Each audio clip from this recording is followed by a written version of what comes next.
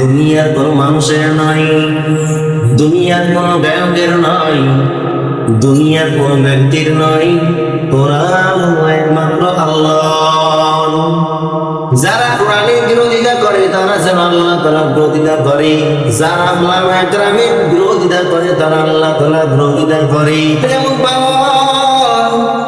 কোরআন মাঝে যারা জন্ম করবে এই বান্দাগুলো বড় দামি, কিন্তু কোরআন নিয়ে না মানলে, কোরআনের অপব্যবহার করলে, নবী বলেন বান্দার দুনিয়ার মধ্যে আযাব হবে কি হবে। আশরাফ আলী থানভী রাহমাতুল্লাহি আলাইহি তার কিতাবের মধ্যে বর্ণনা করে কোরআনকে অপদস্থ করার কারণে, কোরআনের অসম্মান করার কারণে আল্লাহ কেমন আযাব দিবেন জানেননি? এক মহিলা ছিলেন, তার কোনো বাচ্চা ছিলেন না, কোনো সন্তানও ছিলেন না। এক মেয়ে ছিলেন, তার কোনো বাচ্চাও নাই, তার কোনো সন্তান নাই। টেনশন করে পাগল এ আল্লাহ বান্দে চিন্তা করে এই কোরআন ওলা দেখে আমি কেমনে একটা সন্তান পাবো, কিন্তু কোনো সন্তান পাই নাই। ওই বান্দি রওনা হয়ে গেল গ্রাম গঞ্জের মধ্যে কবিরাজ থাকে না নাই, থাকে না নাই, গ্রাম গঞ্জের মধ্যে কবিরাজ নাই।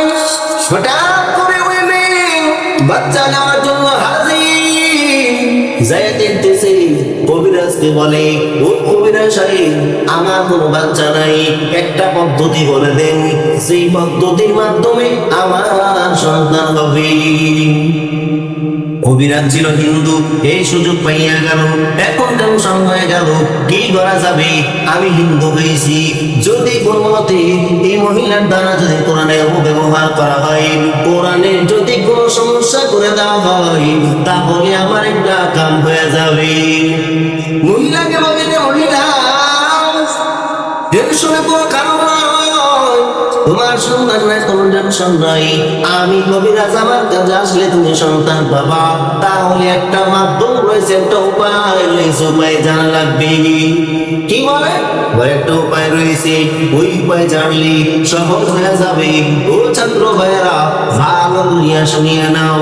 ওই মহিলা টেনশন, কবিরাজ সাহেব বলে তোমাকে আমি ভালো করে বলে দিই, বাসার মধ্যে যে কোরআনটা রয়েছে ওই কোরআনটারে নিয়া গোসলখানা যাবে, গোসলখানা যাওয়ার পর কোরআনটারে পায়ে নিচে রাখার পর গোসল করবা, তাহলে তোমার সন্তান হবে না। নাউযুবিল্লাহ। এই মেয়ে সন্তানের কারণে পাগল, টেনশন করে গেলে কোরআনের কি হবে। হঠাৎ করে মেয়ে যখন বাসার মধ্যে চলে আসলো, আসার পর শাশুড়িকে বলে ও শাশুড়ি জানেননি আজকে আমি কবিরাজের কাছে গেলাম। কবিরাজ বলে আমার কোনো সন্তান নাই, কোনো টেনশন নাই, তবে একটা মাধ্যম মারিফত রয়েছে, আমি যদি গোসল করার সময় পায়ের নিচে কোরআনটা নিয়ে যদি গোসল করি তাহলে আমার কি হবে, সন্তান হবে। শাশুড়ি আমার টেনশন বলে আমার বউ তুমি এমন করিও না, কারণ কি জানো মুসলমানের হৃদয়ের স্পন্দন হলো কোরআন, কোরআনটির পায়ের নিচে নেওয়া যাবে না। কিন্তু বউ বুঝলো না। হঠাৎ করে দুপুর বেলায় শাশুড়ি রান্না বান্নার জন্য রান্না করে চলে গেল। এমন সময় কেমন পাবো ওই মেয়ে কোরআন ধরে নিয়ে গোসলখানার দিকে হাজির হয়ে গেল। শাশুড়ি যা বউকে ডাক দেয়, ও বউ এদিকে আসো, তাড়াতাড়ি আসো, কিন্তু বউ আসে না, টেনশন করে গেল। এখন শাশুড়ি টেনশন করতেছে, না না না, আমার মাইয়াটা যদি চলে যায়, আমার বউটা যদি কোরআন নিয়ে গোসলখানায় হাজির, তাহলে আমাদের কি হবে। এই টেনশন চলে আসলো। ও আল্লাহ বান্দিরা একটু ভালো করিয়া শুনিয়ে নাও। ওই বউ যখন কোরআন ধরে নিয়ে চলে গেল গোসলখানায়, শাশুড়ি আমার টেনশন এমন সময় পাবো, টেনশন করে গেল এখন কি হবে। কিন্তু যাইয়ে দেখতেছে যেখানে কোরআন রাখা ছিল ওই জায়গায় যাওয়ার পর দেখে কোরআন নাই।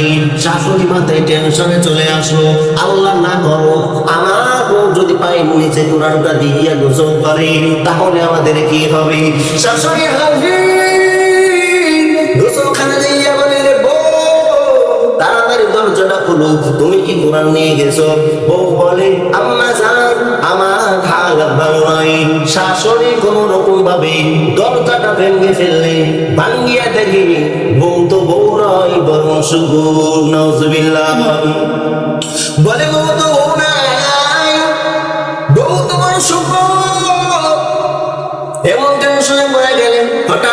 কোরআনটারে শাশুড়ি বুকের মধ্যে জড়ায় ফেললেন, বলে আল্লাহ আপনি আমাদের প্রতি রহমত বর্ষণ করেন। তোমার এই কোরআনের প্রতি যারা অপমান অপব্যবহার করবে, আল্লাহ তোমার আযাব থেকে বাঁচতে পারবে না। ও ছাত্র ভাইয়েরা, ভালো করে শুনিয়া নাও। এরপরে ওই বউ যখন শুকর হইয়া চলে আসলো ঘরের মধ্যে, ছেলে চলে আসলো, আসার পরে বউ বলে ডাকতে, কিন্তু বউয়ের কোনো খোঁজ নাই। আম্মা জানকে বলে, আম্মা জান একটু আমারে বলেন না আমার আব্বু জান কই? বলে বাবা তুমি আমারে বল কথা বলিও না, তোমার বউ কি করছে জানো নি? কোরআনটা নিয়ে গোসলখানায় চলে গেল। গোসলখানায় যাওয়ার পর পায়ের নিচে কোরআনটা দিয়া গোসল করার কারণে আল্লাহ আযাব দিলেন, এমন আযাব দিলেন সুবুল বানায় দিলেন, নাউযুবিল্লাহ। এরপরে ছেলে বউ টেনশন করে, ছেলে বউ টেনশন করে গেল। কেমন টেনশন? ওই বউকে ধরে ওই সুবুলটারে ধুইয়া চলে গেল জঙ্গলের মধ্যে, জঙ্গলের মধ্যে চালিয়ে চলে আসলো। এরপরে জঙ্গলের মধ্যে রাখলো, একদিন নয় 2 দিন নয় 7 দিন পর বউ মারা গেল। এর ছাত্র ভাইরা ভালো করিয়া শুনিয়ে নাও, যারা কোরআনের প্রতি অসম্মান করবে, কোরআনকে আঘাত করবে, কোরআনের প্রতি জুলুম করবে, আল্লাহ তাআলা তাদের প্রতি আযাব বর্ষণ করবে। এই ছাত্রের ভালো করিয়া শুনিয়ে নাও, ভালো এই ভারতবর্ষের মধ্যে এক মহিলা রমজান মাস, কোন মাস বলেন তো?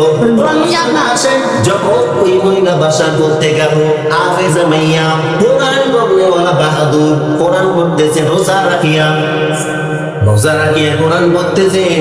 ছোট বোনটা দাঁড়ায়, এরে বোন আমার তাড়াতাড়ি আসো, টিভির মাধ্যমে একটা সিনেমা দিয়েছি, যে সিনেমা তুমি দেখতে পাও নাই। ওই বোন কি করলো? কোরআনটারে খুলিয়া চলে গেল সিনেমার ঘরে। যাওয়ার পরে দেখতেছে হঠাৎ করে সিনেমার ঘর বাবা কোরআনটারে খুলিয়ে রাখলো। হঠাৎ করে যখন চলে গেল সিনেমার ঘরে, কোরআন তহমান করিয়া ওই মাইয়াটা ইফতারের সময় হয়ে গেল, ইফতার খাইতে আসলো না, আল্লাহ আযাব শুরু হয়ে গেল। ওই টিভির ঘরে মারা গেল। এরপরে কেমন কি জানেননি? বলে বাবা যান ডাক দেয়, মা দরজা খোলো, মা দরজা খোলো, মা ডাক দেয়, মা দরজা খোলো। কোন ঘরের মধ্যে থেকে আওয়াজ নাই, সাড়া নাই। এমন সময় টেনশন করে গেল। আব্বা জান মাগরিবের নামাজ পড়ে আসলো, নামাজ পড়ে আসার পর দরজার মধ্যে আঘাত করলো। দরজার মধ্যে আঘাত করার পর দরজা নিয়ে কোরআন ঝাড়লি, আব্বা জান দরজাটা ভেঙে ফেললো। দরজা ভেঙে ফেলার পর ভিতরে ঢুকে পড়লো, দেখে আমার মাইয়া তো আর জীবিত নাই, বরং আমার মাইয়া দুনিয়া থেকে বিদায় নিয়েছি। আব্বা জান চোখের পানি ছেড়ে কাঁদেন আর বলেন, আল্লাহ আমার মাইয়াটারে আমি কোরআনের হাফেজ বানাইলাম রে ভাবি, কিন্তু আমার সন্তানটা দুনিয়া থেকে বিদায় দিয়ে চলে গেলেন।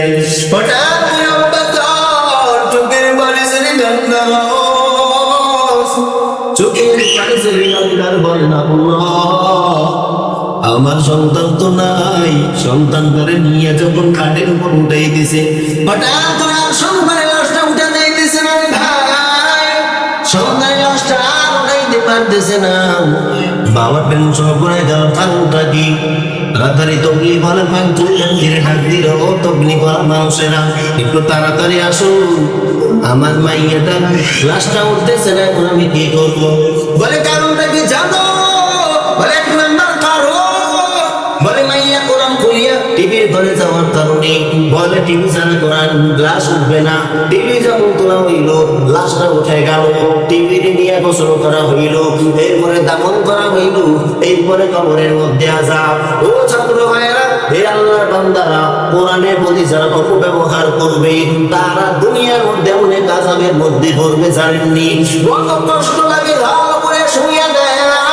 এর ছাত্র ভাই, তুমি আমাকে গালি দিয়ে বলতে পারো, আমিও তোমার কিসের বাহাদুরি বলো, তুমি আমাকে আঘাত করতে পারো, কিন্তু আল্লাহর কসম দুনিয়ার কোনো সম্মান নাই, বরং আখিরাতের সম্মান। কোরআন যারা জানবে, যারা মানবে, তারাই বড় দামি। এখন প্রশ্ন আছে, এই ঢাকা বিশ্ববিদ্যালয়ে একটা মাইয়া ছিল, নামটা তাসলিমা নাসরিন, নাম কি? তাসলিমা নাসরিন বেয়াদব, কোরআন না এত পরিমাণ বেয়াদব। এই বেয়াদব নারী কোরআনকে নিয়ে নাফরমান করলো, অপব্যবহার করার কারণে এই তাসলিমা নাসরিন দাওরা এমন ভাবে বন্ধু বানায় দিল, সারা পৃথিবীর মানুষকে যারা কোরআন বিদ্বেষী হবে, কোরআন মানবে না, কোরআন অনুসরণ করবে না, আল্লাহ তাআলা তাদেরকে আযাবের মধ্যে নিক্ষেপ করবে। কেমনে জানেন নাই? একটা কুলাঙ্গার এই বেয়াদব আমার আল্লাহর কিতাব গাত করব, এই কোরআন থেকে দামি কোনো কিতাব নাই, এই কোরআনটারে নিয়া ওই বেয়াদব নিউ ইউনিভার্সিটির মধ্যে এই বেয়াদব কি করলো জানেননি? এই বেয়াদব কোরআনটারে পাইছে নিয়ে কোরআন অপব্যবহার করলো। ও ছাত্র ভাইরা, এই জন্য কোরআনের থেকে দামি কোনো কিতাব নাই। কারণ বলে নবী বলে, কারো সন্তান যদি গর্ভের মধ্যে থাকে, পেটের মধ্যে থাকে, ওই মায়ের জন্য শোনো, তোমরা টিভি দেখা বন্ধ করিয়ে দাও, তোমরা বিভিন্ন কাজ বন্ধ করে দাও। যদি তোমার সন্তানকে আদর্শবান বানাতে চাও, তাহলে এক নাম্বার পদ্ধতি হলো কোরআন তেলাওয়াত করো। আর যদি কোরআন তেলাওয়াত করতে পারো, জীবনটা বড় দামি হয়ে যাবে। এই জন্য বলে আল্লাহর বান্দারা, কোরআনটা কেমন জানেননি? এই কোরআন